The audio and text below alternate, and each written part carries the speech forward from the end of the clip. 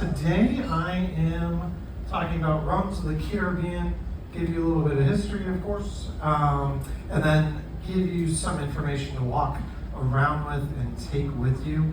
Essentially, there's a couple different categories, and I'll explain fully, give you examples. The examples of the rums and styles I give and the brands are not necessarily, some of them are macro brands, some of them are slightly specialty.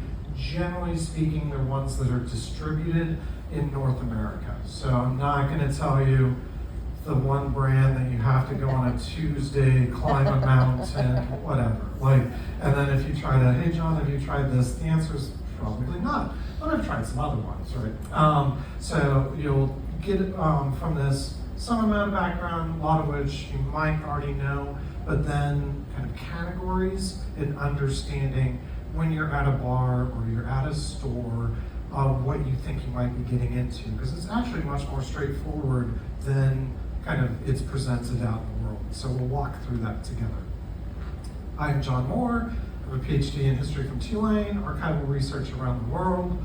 I'm an instructor at Loyola University, occasionally at Tulane, mostly online nowadays. I own and operate Broad Street Cider and Mead in New Orleans with my lovely wife, Diana.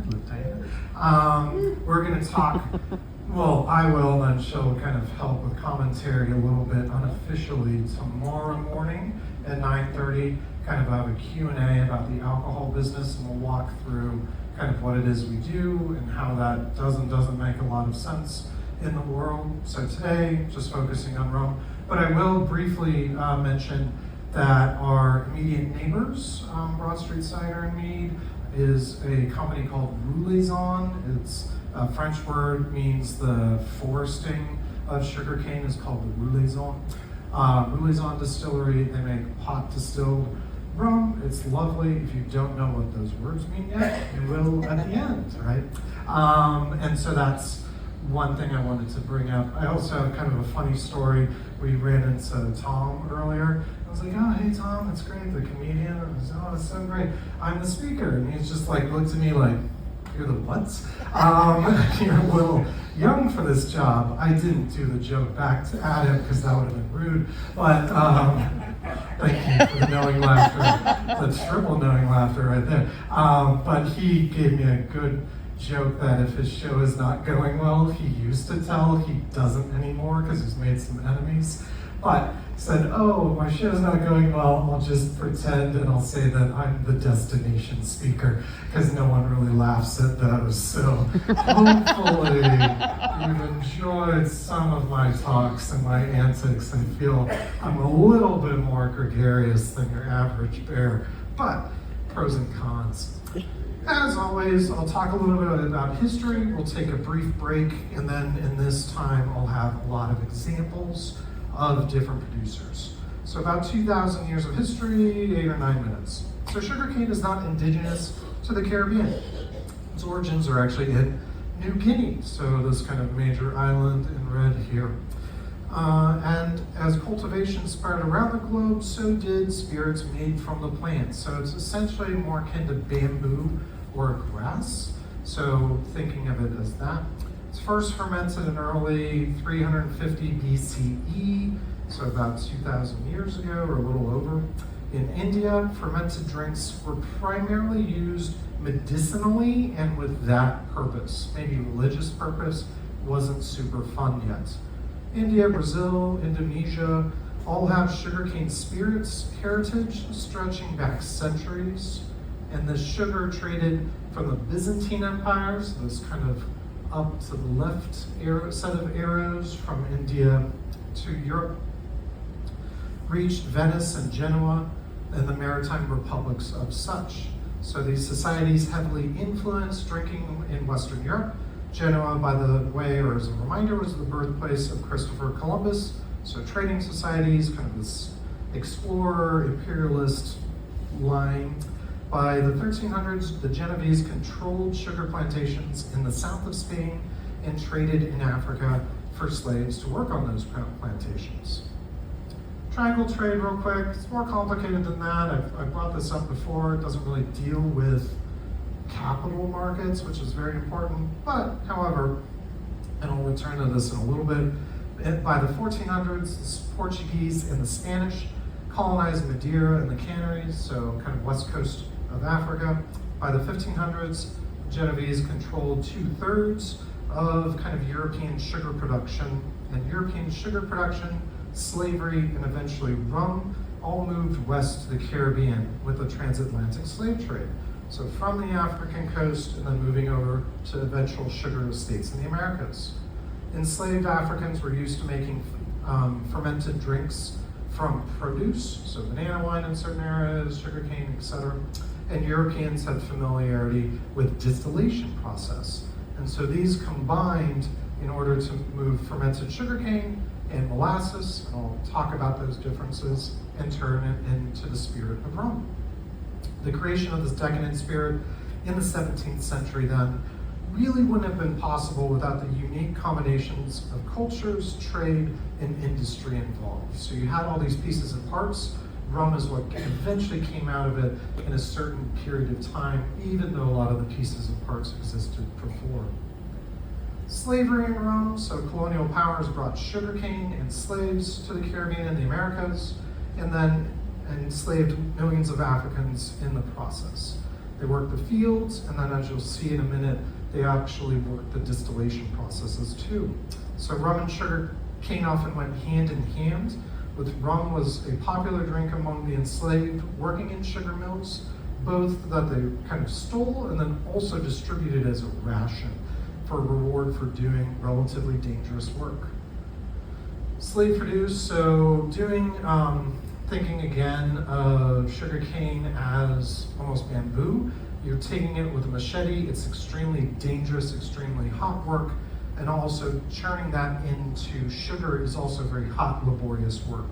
So slave production in rum and the operation of mechanical skills needed in still houses. So in certain traditions, like in the British Caribbean, slaves actually oversaw producing rum as this process required a particular kind of skill and craftsmanship. So for example, enslaved distillers worked under a senior bookkeeper or someone managing the plantation, so a European. However, that position was changed very often, 2 or 3 years on the average.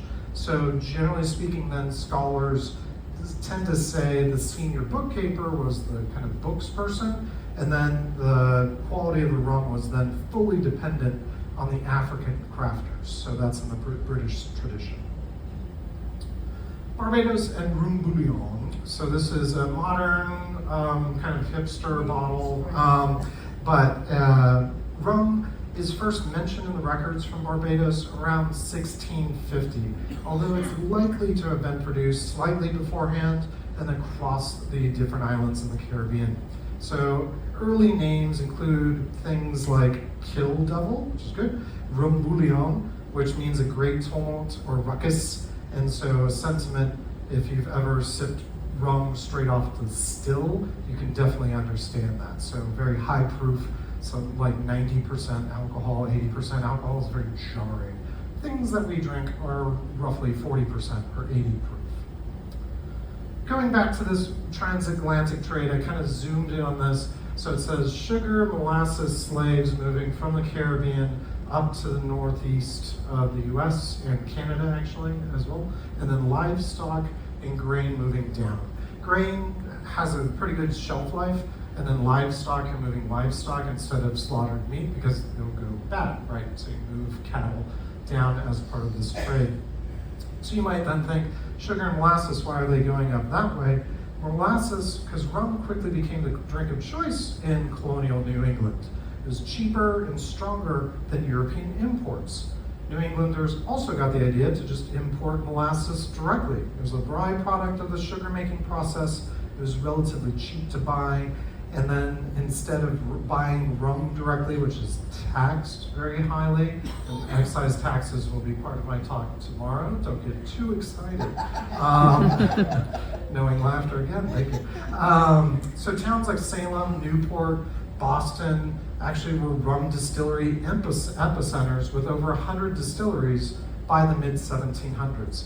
There's a few things I like to bring up in my talks, if I can at all. you've experienced donkeys. There's no donkeys in this talk. However, there is the Great Molasses Flood of 1919. Has anyone, Bostonians? Yeah, we've heard it?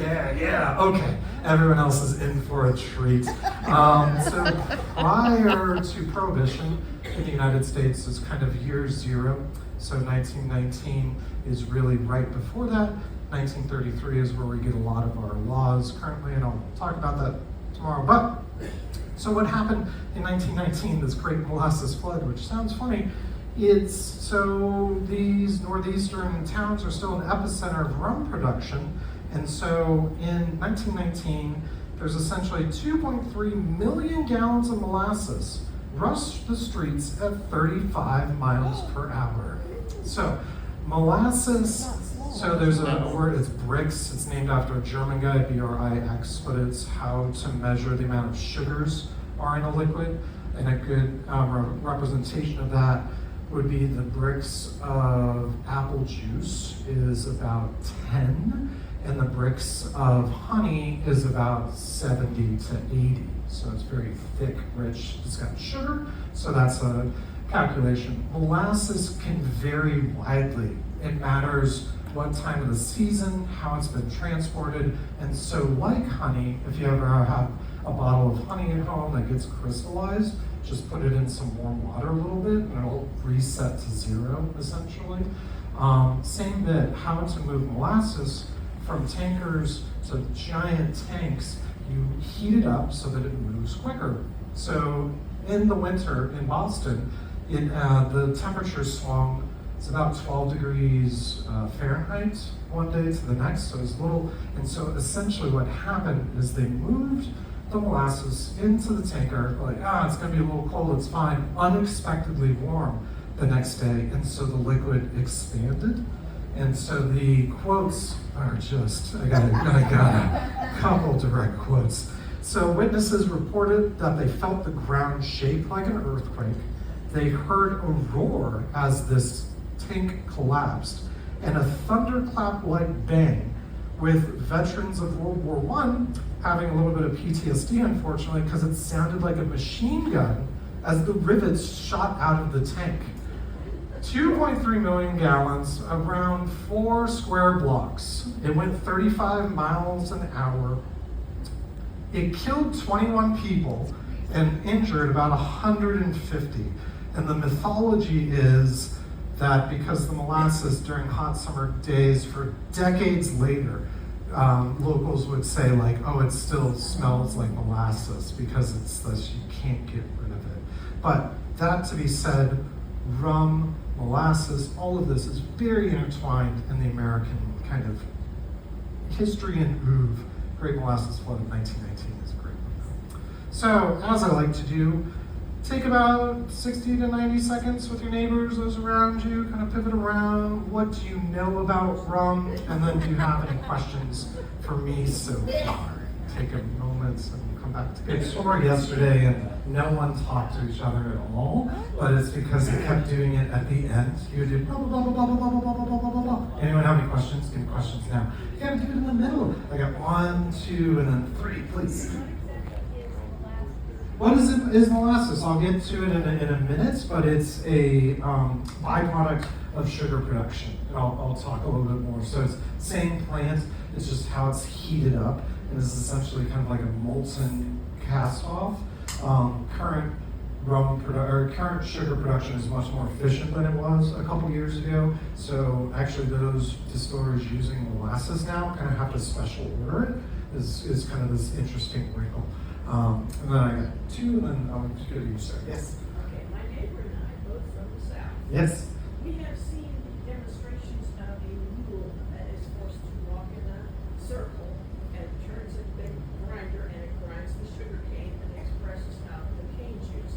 Now, what happens between getting cane juice and having it become molasses? Yeah, so the question was, how about the process of crushing cane and then going from cane juice into molasses? And I have kind of a slide on that as well. Did you have like a follow-up question for me, or? I can answer that because I actually make it. Hey, there you go. We'll see how I do, and then if you want to so generally speaking, so what they're doing with crushing, so the example was there's a donkey or a mule kind of runs in a circle and like grinds it. So sugarcane, thinking of it as bamboo. So you have to press it. It's very inefficient, the amount of juice that's involved, and then you get these kind of a lower bricks, like I said, a lower sugar concentration, and then you're heating up that slowly over time, scraping the sugar off, and then the sugar is the kind of very expensive product,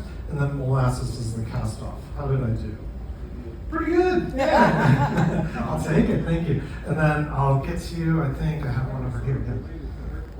We went to this rum distillery in Jamaica? Jamaica. No, the other one.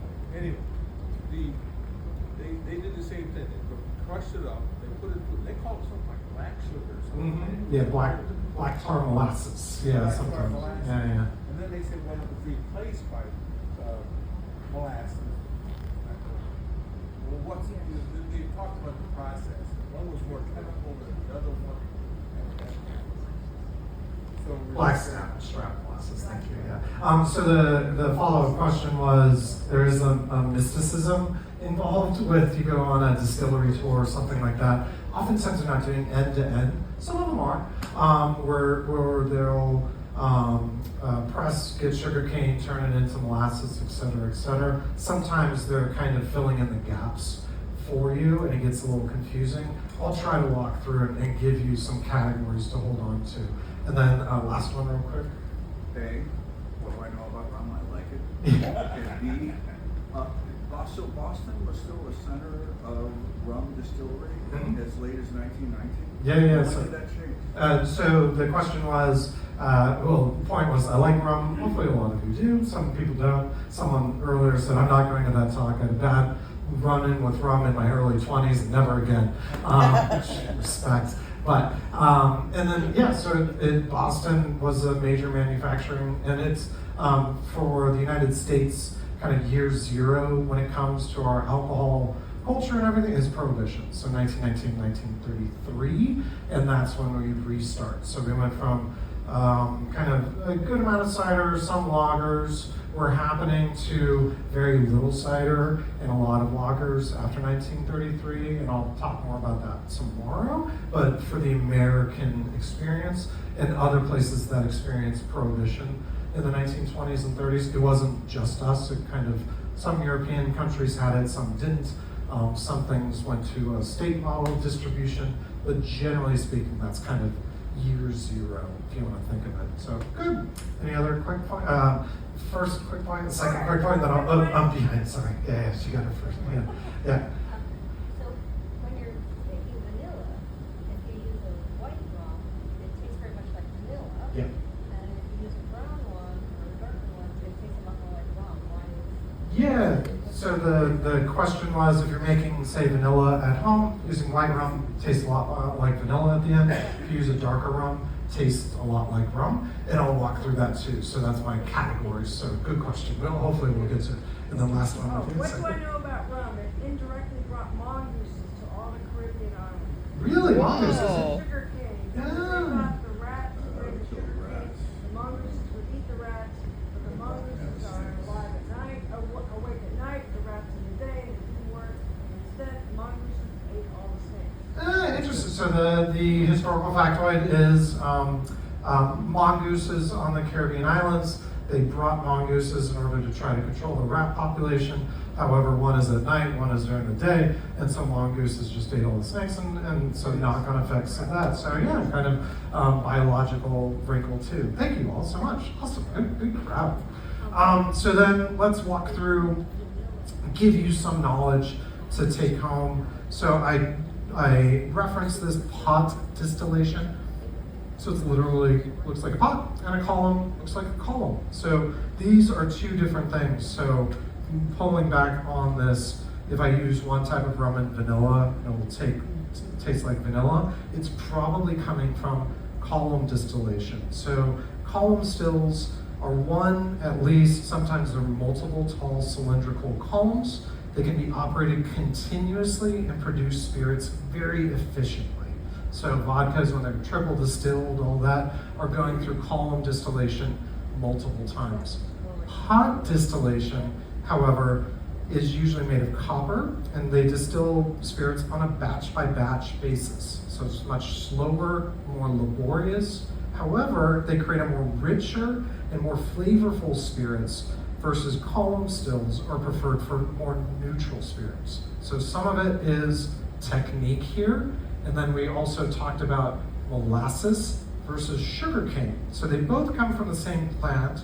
Rum, R-U-M, is most often distilled from molasses, a sweet viscous liquid that's a residual byproduct of refining sugarcane and can only be produced through the repeated boiling of sugarcane juice. It's essentially like making a stew and you're like skimming off the fat. The fat in this process would be the sugar crystals itself.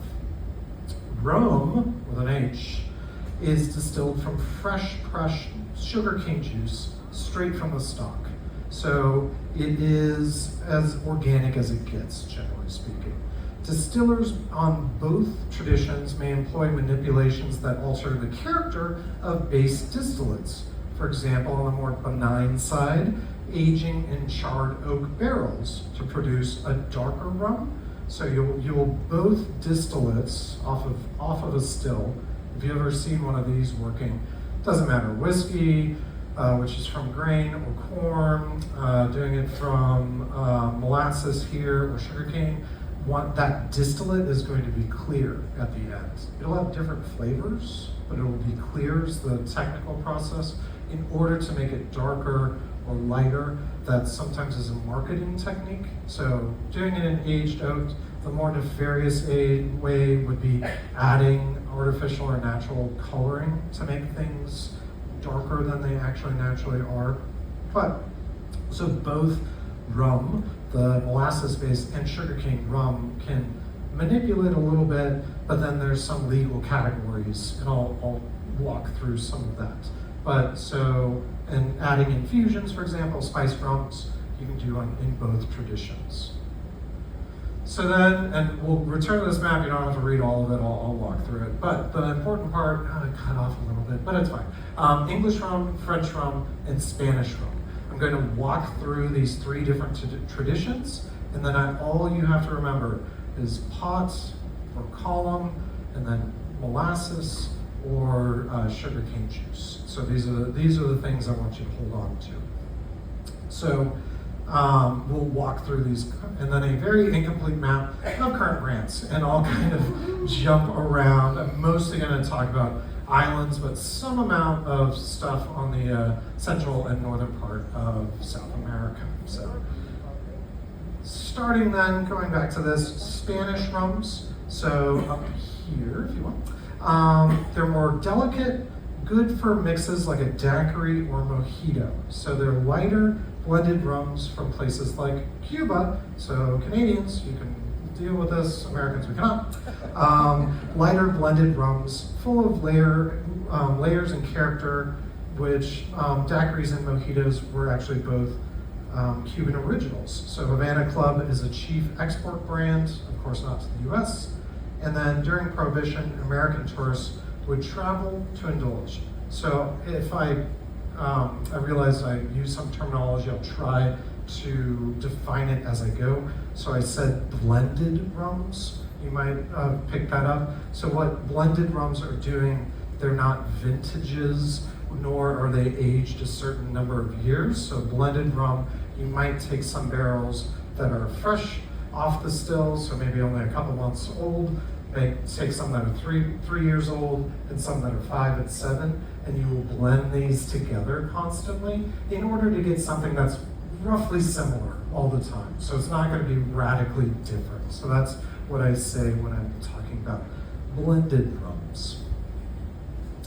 Also in the Spanish tradition, Nicaragua, so maybe not the lengthy rum pedigree of places like Cuba or Barbados, but they're crisp, dry, right at home. So these rums generally in the Spanish tradition are using molasses and then generally doing column distillation. So very clear, crisp, clear rums, but then using a molasses base.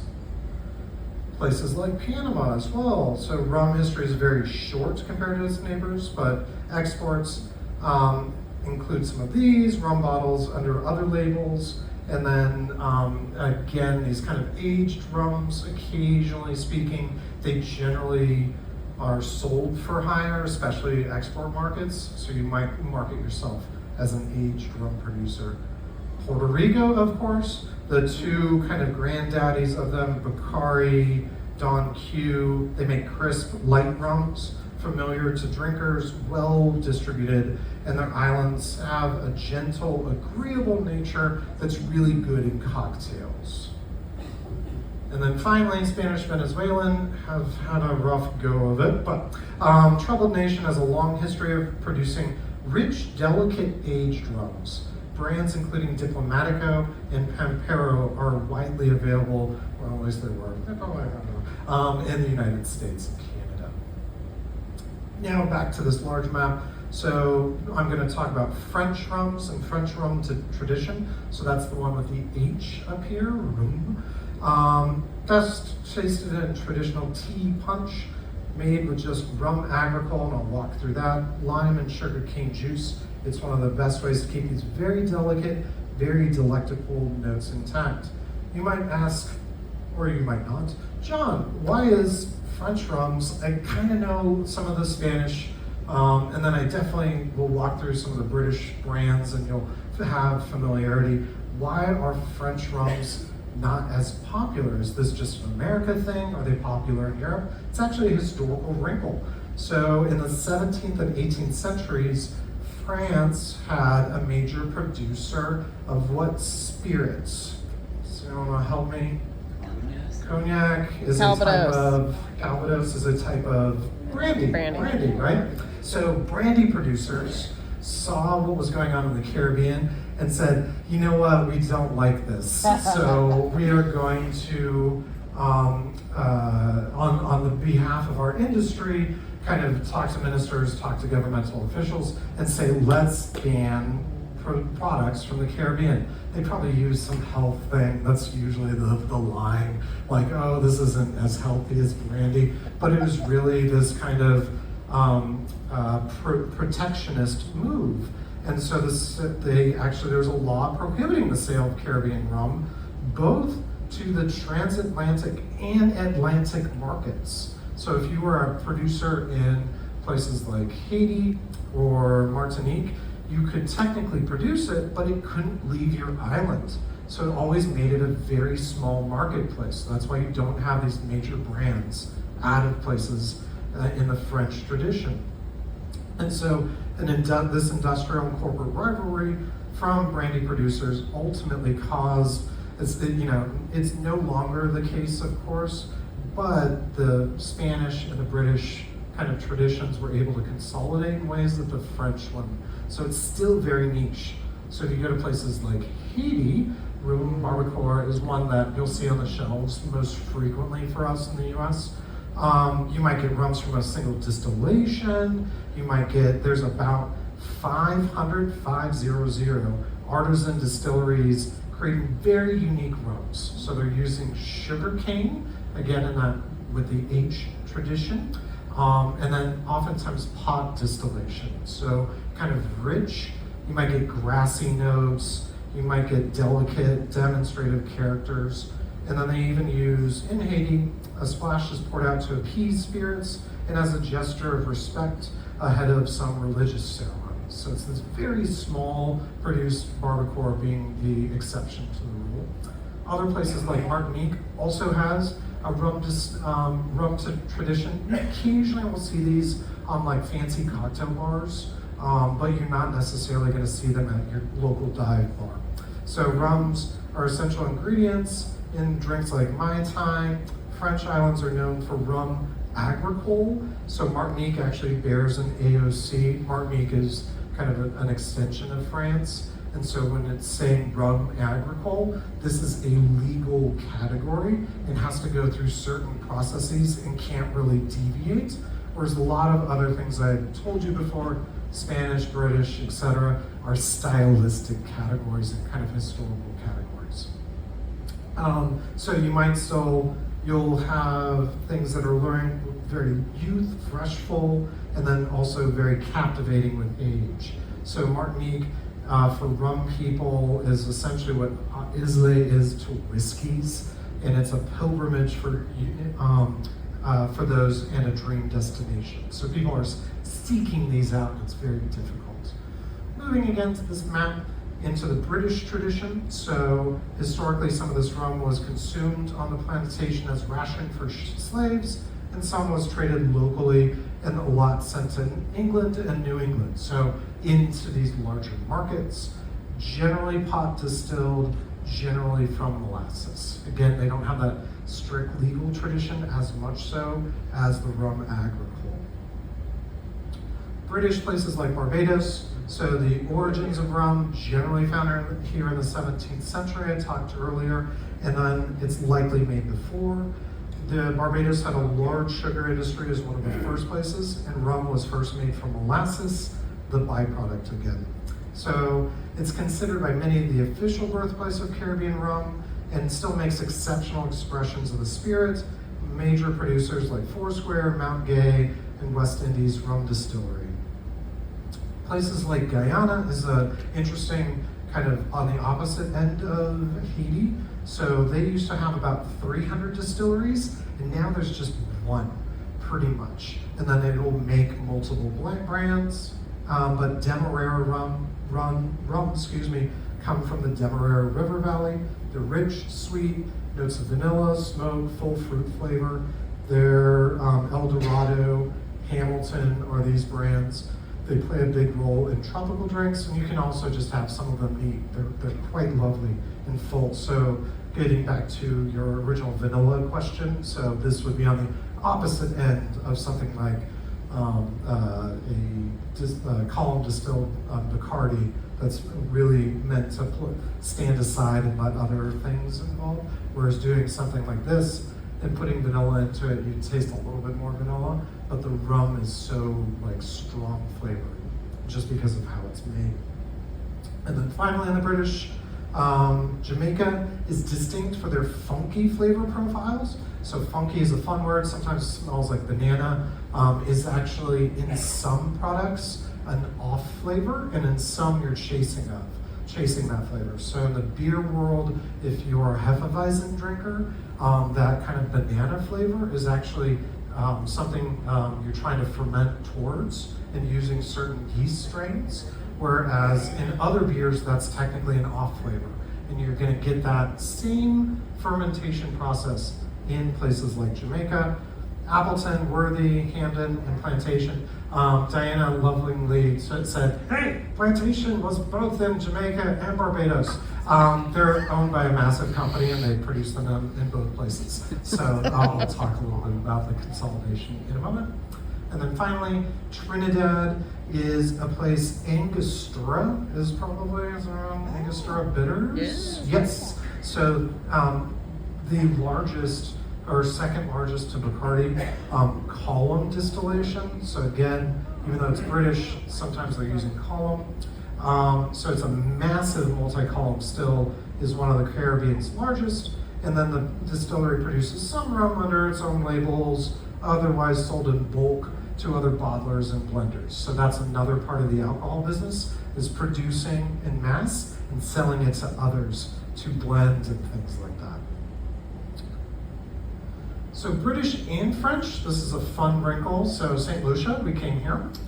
So because it moved back and forth, remember it was about 14 different times, it ebbed back and forth. And so it actually has features of both the British and French. So you'll find things that are column or pot, you'll find things that are sugarcane or molasses. You get a little bit of everything on St. Lucia. So this mixture of distillation methods and production styles gives St. Lucia's distilleries many tools to work with. So they can go from crisp to dry, rich to rich and robust, or anywhere in between. Wanted to end with a couple pieces on culture. So carnival and celebrations, I brought up the jab earlier. So jab molets or jab jab in certain carnival traditions. These demons are an important part of carnival cultures, and traditionally, this tradition dates back to when free slaves marked the carnival celebrations by covering themselves in the molasses from rum production. Generally speaking, they're using oil nowadays or some kind of non-molasses because that's very sticky, and kind of would imagine like you take 3 showers and you still like go to bed and you're like, oh, my sheets, oh no, it's not gonna work out. But jab jab. Looking forward to the industry writ large, some of the cons I've talked about is consolidation. Actually, so decline of sugar industry is a global business dominated by just a handful of multinational corporations. It gets fairly murky on who actually owns what in different brands. So I've talked about in Guyana, the peak of production, there are about 300 distilleries. Now, due to consolidation, there's just one. So that's kind of on the negative end. Another negative, Diane and I took liberties of going around and doing some research for everyone. It actually counts as a business expense. You like this, fake rum shack. So, rum shack is one of those terms like, oh, let's search for rum shack, all hail Google Maps, what can go wrong? So we went out in Curacao. If you went to Mambo Beach, this was kind of right next door. There was a fancy resort, and it has this thing. So their kind of marketing is one of those like, oh, it's so cool. It's Disneyland in there. There's lovely Dutch gals that are serving things. It's not really. Rum Shack should be a little sketchy, to be honest. And here they didn't even do a rum punch, which was very distressing. And so you're heading to a rum shack, and it's, well, kind of how this range. I say real-ish rum shack. The only reason why is this was right off of the cruise ship terminal in St. Lucia. So we kind of looked, we're like, oh, we can drive, we have 4 hours, we can drive like 45 minutes to something. A lot of you had the pier running stories of, that was kind of, so we're like, we'll just go here. Guy was super nice. You just mix it in an old water bottle. He gave me a picture that was nicer when it was fuller. I was like, oh, I want the dodgy looking one. Put some nutmeg in it. Either fresh juices. St. Lucia's not a super wealthy island, as we know, so kind of more canned juices here. But it was delicious. You just sit there, have it in all. It was like 2 for $10. Nothing much on looks. Like this rum shacks. You can find, sometimes it does, sometimes here's just a cool guy to talk to, chatting them up. I've said about owners like having a secret code between each other.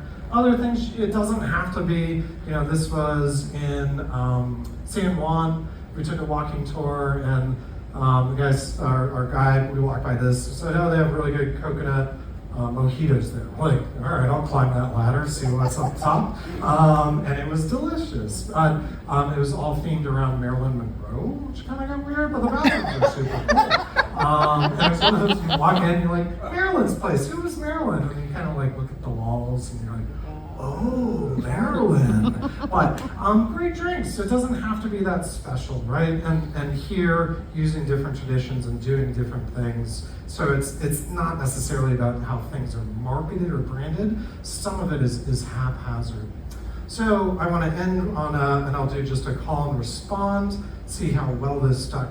So our neighbors, again, when you visit us in New Orleans, it's called an assumptive close for those of you in sales. But Rouleaison Distilling mostly uses pot distillation and molasses. So what rum tradition are they following? Spanish, French, or British? Who says Spanish? One just says a contrarian. Oh, the teacher over here. Thank you. You're just like, oh, all right. Who says French? You're like, well, Rouleaison, they're French. Did I get you a little bit? And then British. Hey, good. So they are following the British tradition. So if you talk to them, they'll say we have a French name, but we're following a British tradition. Second test, let's see if my thing, oh wait. So again, they're mostly using pot distillation molasses, but they also do rum agricole. So they have cane juice. They're actually trying to buy their own press and do it themselves right now because it ferments on the way, so you kind of have to deal with it very quickly. So if you had to guess an island, that they actually identify with, where would it be? British and French influences, and we actually went there. St. Lucia. St. Lucia. So I've talked to Andrew, one of the owners, and he actually says, it's kind of confusing, but St. Lucia was one place we would have to say, because they kind of have these different distillation methods and different kind of source material that they're working with. Like to end citations, I didn't just use Wikipedia. The comedian, also when I was talking to Tom, was like, well, most of these speaks are just like, I'm going to walk you through Wikipedia. I do a little bit of that, but I also use other kind of sources about pieces and parts. My upcoming talks, I'm almost done, 90%. Tomorrow I got alcohol industry, a Q&A. Diana will kind of join in from the side if you want to ask her any questions. So please bring your questions about the alcohol industry. So I'll talk a little bit about what we do and how we fit, and then move from there. I always like to end with a quote from philosopher Simone Weil, who's writing in 1942, "Attention is the rarest and purest form of generosity," and you've given that to me today. So thank you all very much. If you see us around, feel free to say hello, and have a good rest of your afternoon. Thank you so much.